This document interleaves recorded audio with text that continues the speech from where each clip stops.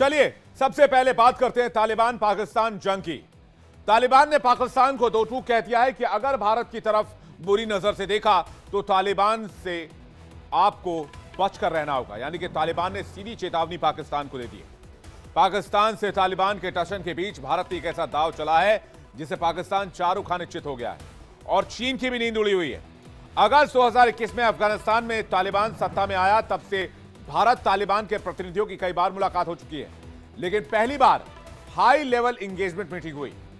भारत के विदेश सचिव विक्रम मिस्री इस समय दुबई के दौरे पर हैं, जहां पर उन्होंने अफगानिस्तान के विदेश मंत्री मौलवी आमिर खान मुत्ताकी से मुलाकात की है। इस बायलैटरल टॉक का एजेंडा मानवीय और development, trade, sports, cultural relation, regional security पर केंद्रित रहा है। लेकिन भारत अश्योर होना चाहता था तालिबान से कि आपकी सरसहमी का इस्तेमाल, खासकर वाखान का जो रीजन है, जो दुर्गम पहाड़ी इलाकों से बना है, वहां पर कई आतंकी संगठन अपने कैंप चलाते हैं। इसलिए भारत अश्योर होना चाहता था कि पाकिस्तान इस इलाके का इस्तेमाल अपने टेरर ट्रेनिंग कैंप्स के लिए ना करे। अफगानिस्तान से भारत विरोधी कोई गतिविधि को अंजाम ना दे। इसलिए मिस्री ने मुत्ताकी से बातचीत में लश्कर-ए-तैयबा, जैश-ए-मोहम्मद जैसे पाकिस्तान स्पॉन्सर्ड आतंकी संगठनों की गतिविधि को लेकर चिंता जाहिर की। इसके जवाब में तालिबान ने भरोसा दिया कि अफगानिस्तान की धरती का इस्तेमाल भारत के खिलाफ किसी भी कीमत पर नहीं होने दिया जाएगा। अफगानिस्तान ऐसा कुछ भी नहीं करेगा जिससे भारत की संप्रभुता को किसी तरह का कोई नुकसान हो, भारत की सुरक्षा को किसी तरह का कोई नुकसान हो।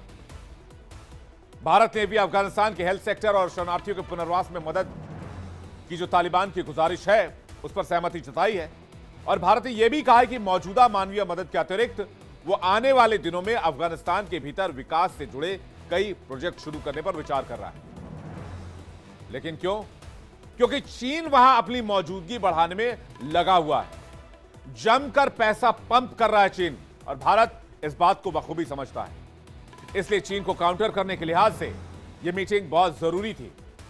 लेकिन एक तरफ जहां बांग्लादेश में पाकिस्तान घुसकर भारत को एक और मोर्चे पर फंसाने की लगातार कोशिश कर रहा था, वही पाकिस्तान अब भारत के साथ साथ दूसरे मोर्चे पर फंस चुका है। अव्वल तो यह कि भारत और बांग्लादेश के बीच सब कुछ नॉर्मल है, लेकिन दूसरी तरफ पाकिस्तान और अफगानिस्तान के बीच सब कुछ नॉर्मल नहीं है। तालिबान ने अटैक शुरू कर दिए हैं, लेकिन इधर अफगानिस्तान के साथ एक और चीज है जिससे भारत से दोस्ती गहरी हुई है, वो है क्रिकेट। इसलिए अफगानिस्तान ने क्रिकेट में भारत से सहयोग बनाए रखने और इसे बढ़ाने की गुजारिश की है।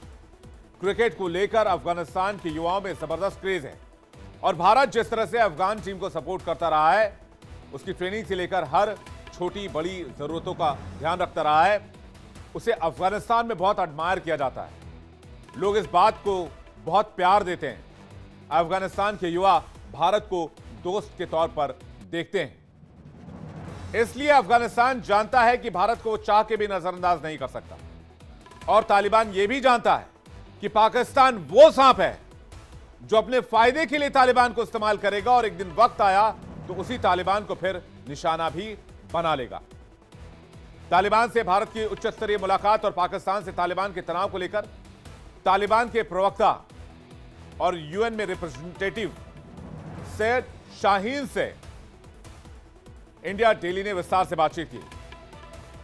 सुहेल शाहीन ने क्या कहा है, इस एक्सक्लूसिव बातचीत को आप सुनिए, जिसमें हमने हर एक पहलू को छूने की कोशिश की। तालिबान से इस वक्त यूएन में तालिबान के रिप्रेजेंटेटिव सुहेल शाहीन जुड़ रहे हैं, उनसे बातचीत करने के लिए चलते हैं सीधे उनके पास। सुहेल जी, बहुत स्वागत है आपका इंडिया डेली पर। मेरा पहला सवाल आपसे यह है कि भारत से मुलाकात के बीच आज क्या बातचीत रही है, किन मुद्दों पर फोकस रहा है? हम चाहते हैं कि इंडिया के साथ हमारे ट्रेडिशनल व तारीख़ी ताल्लुकात बहाल हो। बहुत से ऐसे एरियाज़ है कि हम बाहमी तिजारत और ताउन को बढ़ा सकते हैं और कर सकते हैं। मेरे ख्याल में इसको एक्सप्लोर करना चाहिए, और ये कहना भी ज़रूरी समझता हूँ कि हम किसी जहत को या और किसी एंटिटी को जो भी हो, हम इजाज़त नहीं देंगे कि हमारे सरजमीन को अपनी राइवलरीज के खातिर इस्तेमाल करें, और उसको इस्तेमाल होने नहीं देंगे। सुहेल भाई, मेरा दूसरा सवाल आपसे यह है कि पाकिस्तान के साथ जंग को लेकर आप क्या कहेंगे? क्या आप इसे जंग मानते हैं? क्योंकि एयर स्ट्राइक के बाद कहा गया था 52 लोग मारे गए हैं, तो क्या यह जंग शुरू हो चुकी है? हम नहीं चाहते कि किसी हमारी नेबर के साथ वॉर हो, लेकिन ये हमारा हक है कि अपनी सरजमीन से दिफा करें, और किसी वायलेशन को हम टॉलरेट नहीं कर सकते। कुछ मसाइल है नेबरिंग कंट्रीज़ में जो वो खुद नेचर में दाखिली मसाइल है, वो उसको दाखिली तौर पर इंटरनली उसको हल करना चाहिए, बजाय ये कि दूसरे को ब्लेम करे और वो ग्राउंड रियलिटीज़ को इग्नोर करे। बिकॉज़ ये तरीक़ा मसाइल के हल का नहीं है, बल इससे मसाइल और भी पेचीदा हो जाते हैं, एस्केलेशन बढ़ जाते हैं। सुहेल भाई, एक और सवाल मेरा आपसे यह है कि पाकिस्तान सीमा या डूरंड लाइन को आप कैसे देखते हैं? इसे लेकर तालिबान का टेक क्या है?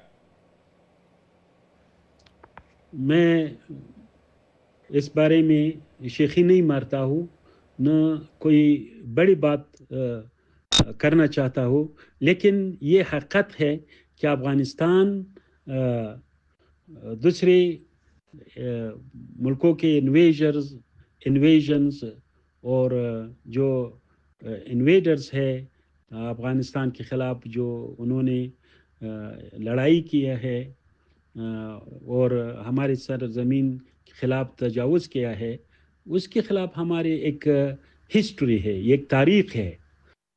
मेरे ख़्याल में ये सब के लिए एक बड़ा सबक है उन लोगों के लिए कि वो चाहते हैं कि वो भी अफ़गानिस्तान के बारे में एक बद नियत रखे या इल इंटेंशन रखे, तो इसके लिए इसमें बहुत बड़ा सबक रखा हुआ है। इन जनरल हम लड़ाई के तरफदार नहीं है, लेकिन जब हो लड़ाई हो, फिर ये हमारी जिम्मेवारी है कि उसे मर्दानवार दिफा करें। यानी कि आप सुहेल भाई, आप ये कह रहे हैं कि बड़े बड़े नहीं टिके तो फिर पाकिस्तान क्या मुकाबला कर पाएगा तालिबान का? और कई बड़े लोगों ने हाथ आजमाए, लेकिन वो भी यहां पर मात खाए। लेकिन पाकिस्तानी सीमा को लेकर सवाल है, बॉर्डर डिस्प्यूट आपका पाकिस्तान के साथ रहा है, आप उस बॉर्डर को नहीं मानते हैं?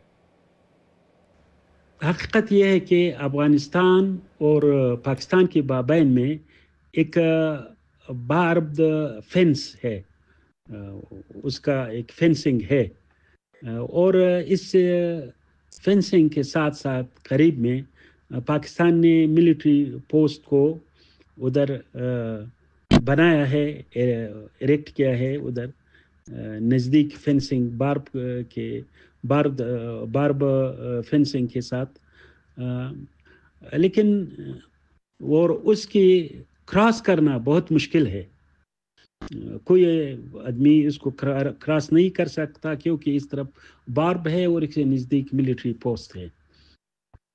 हवेवा मैं कहना चाहता हूँ कि कुछ ट्राइबल एरियाज है इनसाइड पाकिस्तान, उधर टीटीपी के मौजूद है, और उसकी बहुत सी वसी एरिया उसके हाथ में है, उसके कंट्रोल में है। वो ये लोग उधर से ऑपरेट करते हैं, और ये एक हकीकत है।